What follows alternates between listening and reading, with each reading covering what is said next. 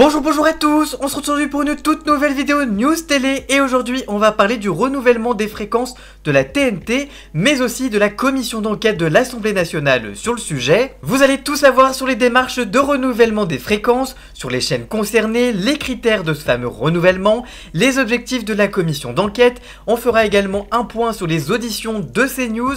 Bref, vous saurez tout juste après le générique. C'est parti, générique!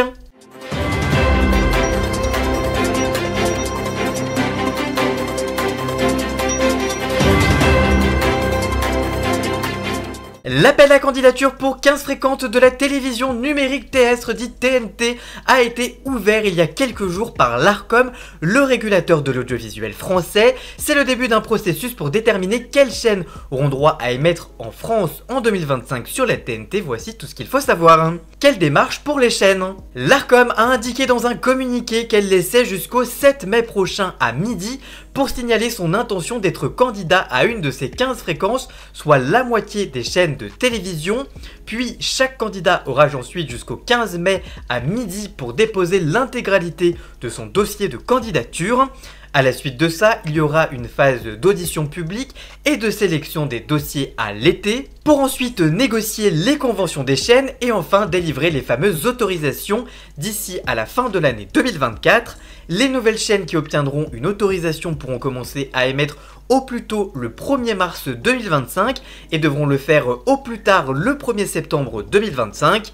La diffusion doit être, je cite, à temps complet et en haute définition pour au moins 95% de la population métropolitaine, gratuite ou payante. Quelles conditions pour la reconduction? L'Arcom écrit, je cite, l'autorité accorde les autorisations en appréciant l'intérêt de chaque projet pour le public au regard des impératifs prioritaires que sont la sauvegarde du pluralisme des courants d'expression socio-culturelle, la diversification des opérateurs et la nécessité d'éviter les abus de position dominante ainsi que les pratiques extravant la libre exercice de la concurrence. Quant au numéro des chaînes, ils sont attribués selon les critères parmi lesquels figurent l'intérêt du public et les principes d'égalité de traitement des opérateurs et de respect de libre concurrence. Quelles chaînes sont concernées et pourquoi le sont-elles? Actuellement, la TNT est composée de 30 chaînes dont chacune s'est vue attribuer une fréquence ainsi qu'un numéro de chaîne correspondant. Les autorisations de diffusion sont accordées pour une durée déterminée et 15 d'entre elles arrivent à échéance en 2025, c'est pour ça qu'elles doivent renouveler leur fréquence. Il s'agit de la plus importante vague d'attribution de fréquences depuis le lancement de la TNT au début des années 2000. Les chaînes concernées sont Canal+, Canal+ Sport, Canal+ Cinéma, Planète+, TFX, TMC, Énergie 12, C8, CNews, C-Star, W9, Gulli, Paris Première, LCI et BFM TV. Quel objectif pour l'ouverture d'une commission d'enquête? Dans la proposition de résolution déposée par le groupe de la France Insoumise, il y a 3 à 4 objectifs définis. Je cite, en premier lieu, il s'agit donc de faire toute la lumière sur la procédure d'attribution au sein de l'Arcom, comment sont établis les cahiers des charges et les contrats, quels sont les critères de l'attribution, les conventions sont-elles pensées en termes d'obligations à l'égard du public. Il y a également un enjeu par rapport au constat que pose de année après année l'Arcom dans son rapport annuel au Parlement sur la représentation de la société française dans les médias qui est sans appel. Les chaînes représentent très mal la diversité de la société française à l'écran. Le groupe de députés donne par exemple des exemples, notamment sur les personnes âgées et les jeunes qui sont représentés à hauteur de 6 et 10% alors qu'ils représentent respectivement 21 et 24% de la population française. Il y a donc un gros gap, alors que les catégories socio-professionnelles supérieures sont surreprésentées à 74% contre 28% dans la population française, mais aussi les personnes des territoires ultramarins et les personnes handicapées qui ne sont représentées qu'à 1% à l'écran. Si vous voulez d'ailleurs plus de détails sur la diversité à la télé, découvrez ma vidéo Explique-moi la télé disponible sur ma chaîne YouTube en fiche juste au-dessus ou alors à la fin de la vidéo. Dans un deuxième temps, l'objectif de cette commission d'enquête est ainsi de contrôler le respect des engagements contractuels initiaux par les chaînes, notamment celle des contrats arrivant à échéance.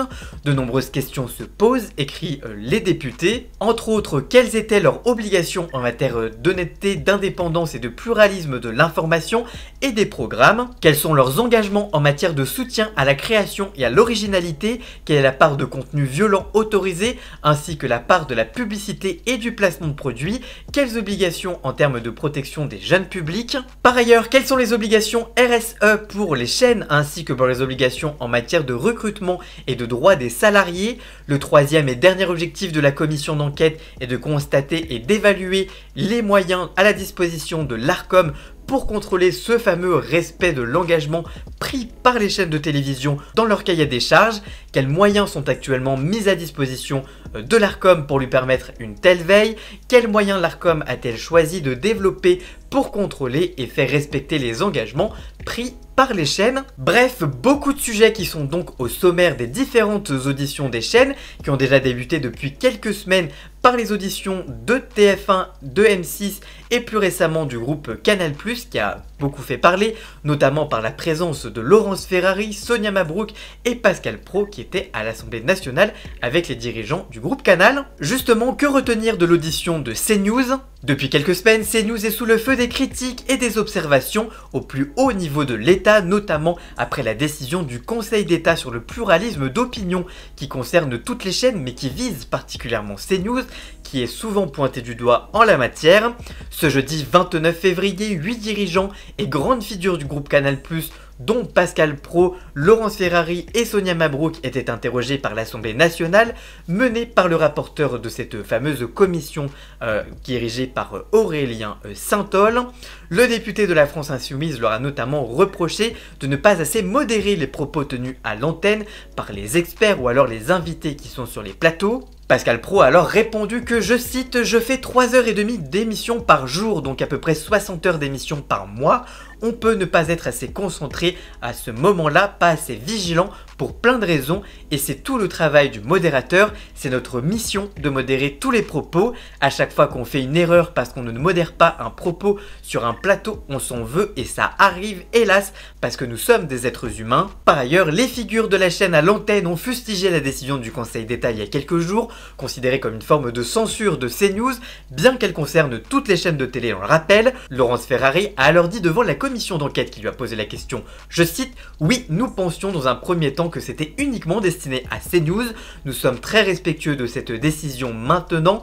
Nous ne sommes pas dupes et nous savons très bien que notre chaîne est visée en premier lieu. » Par ailleurs, la commission est également revenue sur la séquence diffusée ce dimanche 25 février dernier. Dans cette dernière, alors que le Sénat devait voter pour l'inscription de l'IVG dans la Constitution, ce qui est d'ailleurs depuis le cas, dans une émission intitulée Enquête d'esprit, le journaliste conservateur Émeric Pourbet a alors assuré que l'avortement était, je cite, la première cause de mortalité dans le monde, au-delà du cancer et du tabac. Canal+ assure qu'il s'agit, je cite, d'une erreur technique, alors même que l'émission était pourtant enregistrée, mais la chaîne précise qu'il y avait deux versions et que la mauvaise a fini par être diffusée et à deux reprises car, je cite, quand ça ne veut pas, ça ne veut pas, s'est défendu Serge Nedjar, le directeur de CNews.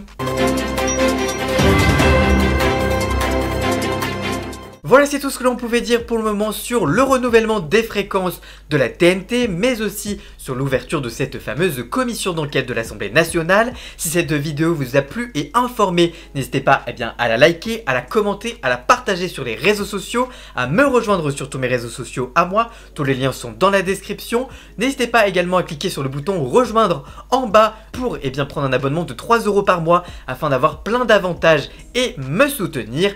Et surtout, n'oubliez pas de vous abonner pour encore plus d'infos médias au quotidien. Merci encore à Jason alias Ian Scott pour la musique de fond de cette vidéo. Et on se retrouve très vite pour une toute nouvelle vidéo. A très bientôt, ciao ciao!